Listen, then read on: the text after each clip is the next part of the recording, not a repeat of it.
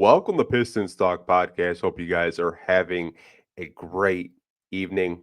Before we kind of jump into today's episode, we have a jam-packed episode today. I did kind of want to just talk about the pod we did yesterday. And here's the thing, you guys. I'm not a reporter. You guys know that.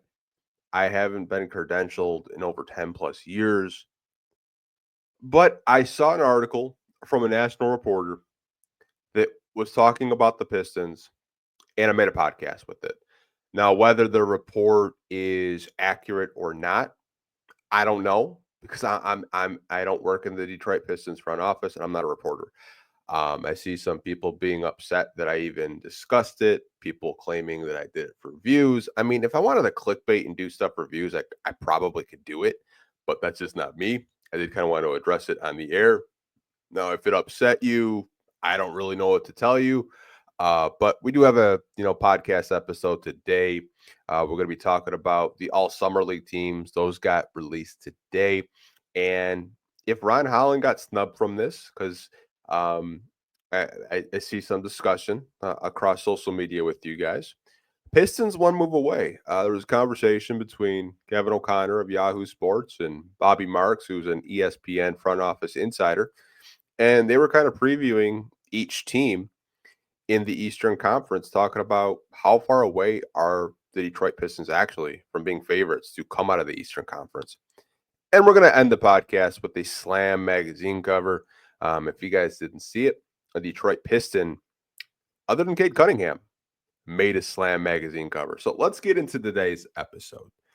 So all summer league teams, okay? Now, it's dog days of offseason, you guys.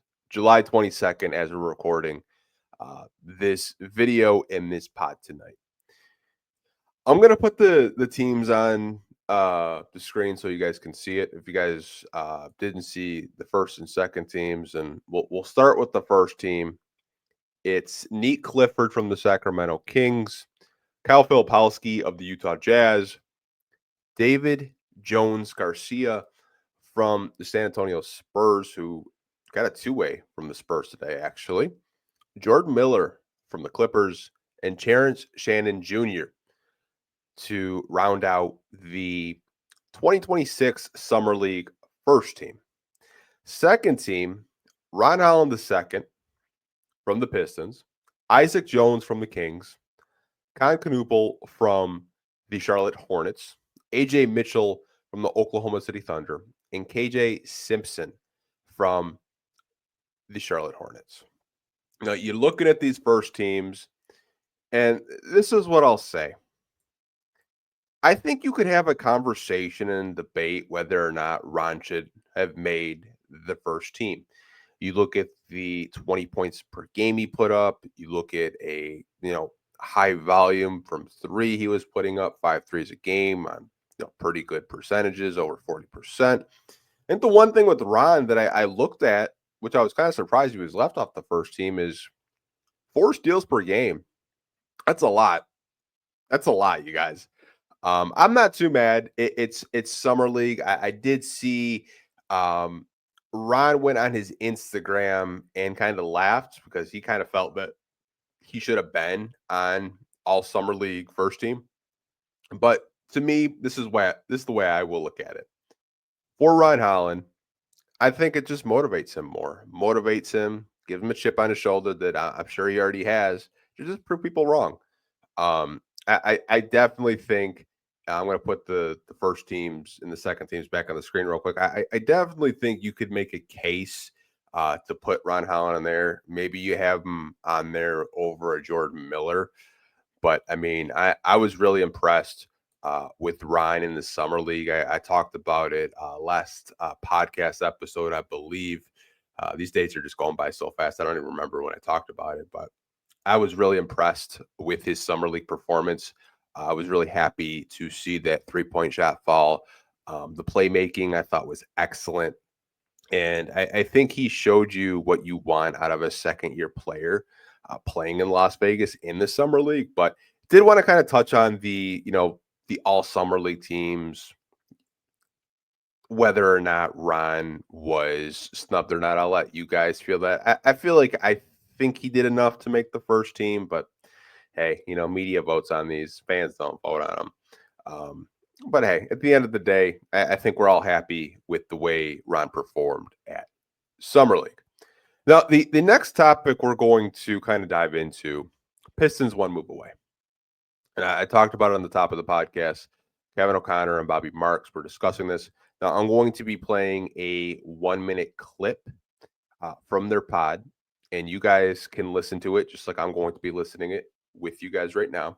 And we're going to react after this video is over. So here's the clip from Kevin O'Connor and Bobby Marks. But I do think they're kind of one move away. They've got all their picks now to go out and, canvas the market here. They've got some expirings to get the big Tobias number as expirings here. It's a matter of how much are you willing to kind of go in when you do have a window here, because eventually Jason Tatum is going to come back, and you trust Brad Stevens to retool around him. And I watched his newser, and he says rebuild, it was offended, I don't know that no. So you do have to retool, and you have Jaylen Brown and Derek White, and Halliburton will eventually you have here is your. It's almost like when Jordan retired, right in the when he went to play baseball in the mid-90s, and everyone's like, "Here's our window, right? We've got 2 years to go out and figure out before maybe he comes back." I agree. A move or two away, and you still need Cade to get better too. Yep. Cade was not quite the guy in the playoffs that he was in the regular season. You hope he grows from that and comes back next season and is able to better perform in the postseason. All right, so there's a lot to dissect there. With Kevin O'Connor and Bobby Marks, I do want to start off first by saying I think the season that we had this year, we had a lot of questions going into this season, and I think a lot of our questions did get answered. Could Cade take another step in development? Absolutely did, especially when Jaden Ivey went down. Could Asar take a leap? Could Jalen Duren get better? And we had a lot of those questions answered. Now, when you're looking at this team as a whole, and I want to just credit Trajan Langdon for putting veterans on this team that last season meshed really well, and they didn't really take too many opportunities away from the young guys on this team. I thought adding a Malik Beasley, Tim Hardaway Jr., Paul Reed, Dennis Schroeder at the deadline, I thought all those veterans did a very good job of helping this young team not only develop their skill set, but understand what it takes to win basketball games.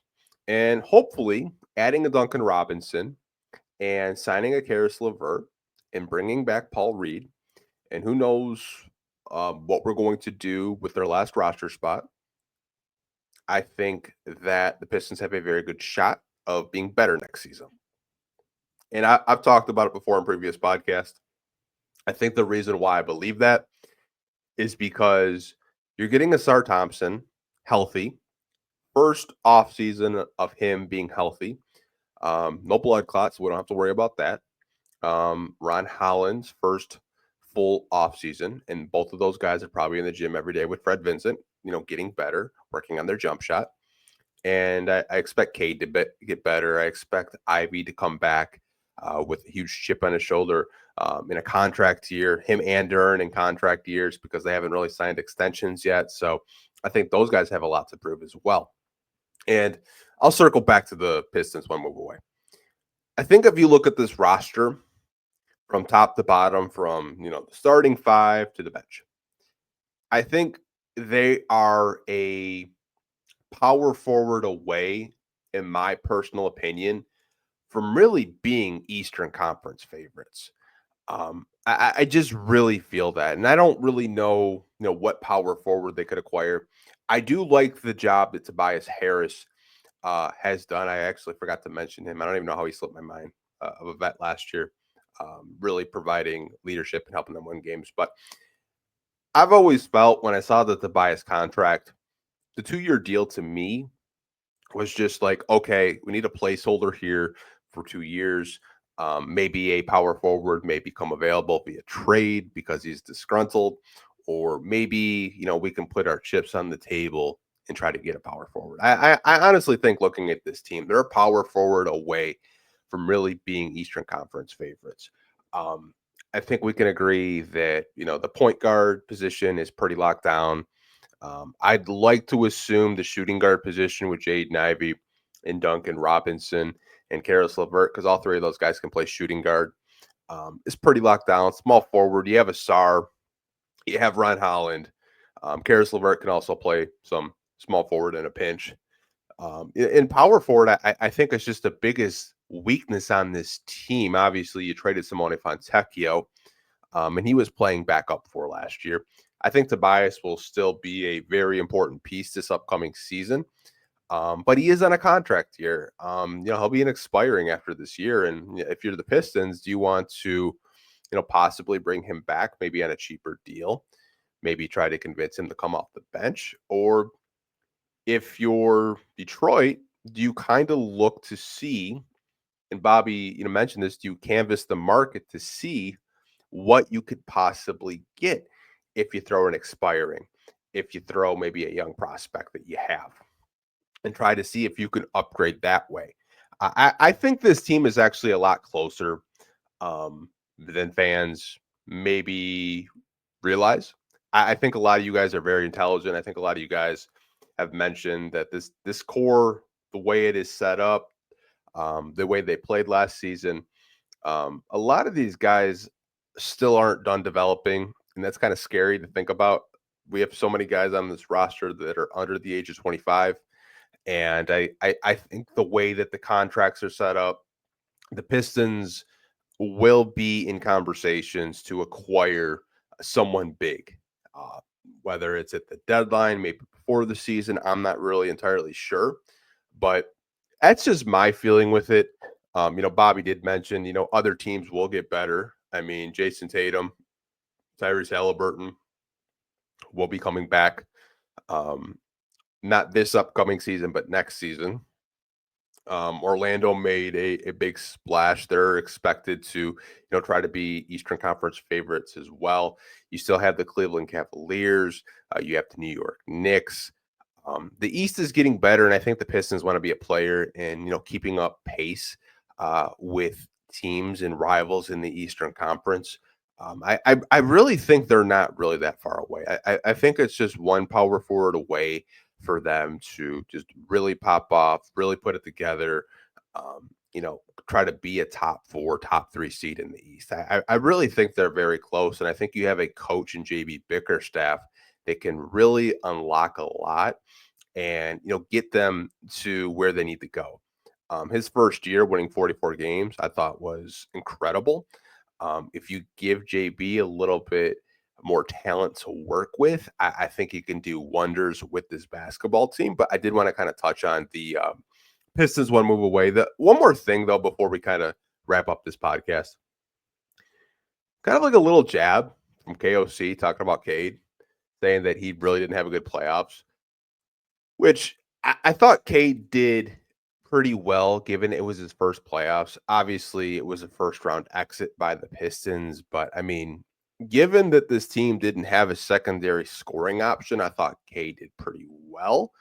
And I honestly think that Cade is a first team all NBA caliber player. I think he has all the tools to be that, one of the best players, not only in the Eastern Conference, but in basketball. That's how highly I think of Cade Cunningham as just a franchise player on this team.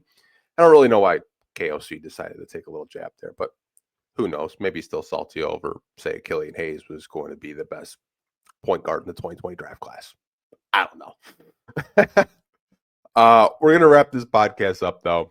I don't know if you guys saw earlier this morning, it was released. Slam Magazine decided to do another cover. And the athletes that were on the cover, none other than Asar Thompson and Amen Thompson. Cover's really nice. Attack of the Clones. They do have some T-shirts available. I know someone I was talking to, they said that they bought all 3. They have an Asar one that says "Built to Last," and they have one with the men and Asar. If you guys want to buy that as well, I believe they're available on slammagazine.com. But it's kind of cool to see that we have so many magazine covers. Like Kate has been on 2, Asar just got on 1. I can't remember the last time the Pistons got on so many Slam magazine covers. You'd probably have to go back to like the Go in the Work Pistons with like Chauncey and all those guys.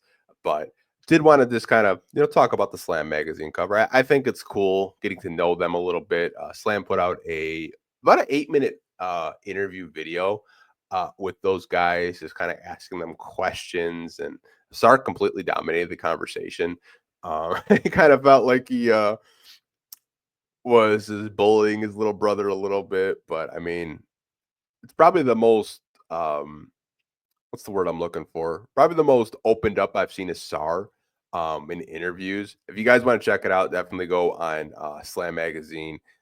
It was a really fun interview, fun read from them, and happy Asar and his brother got to be on a magazine cover. That's something that they'll probably remember for the rest of their lives. I mean, I honestly think, man, the Thompson twins, they develop some sort of jump shot. Like both of these guys are going to be taking over the league. They just do so many things at a high level that it's just like you scream WTF when you're watching them on the screen. But did want to touch on that for a little bit. Keep it a short little podcast as always, you guys. We'll be back tomorrow.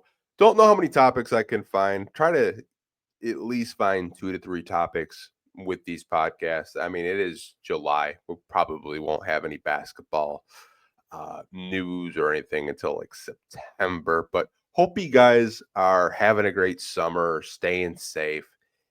And as always, go Pistons. Peace.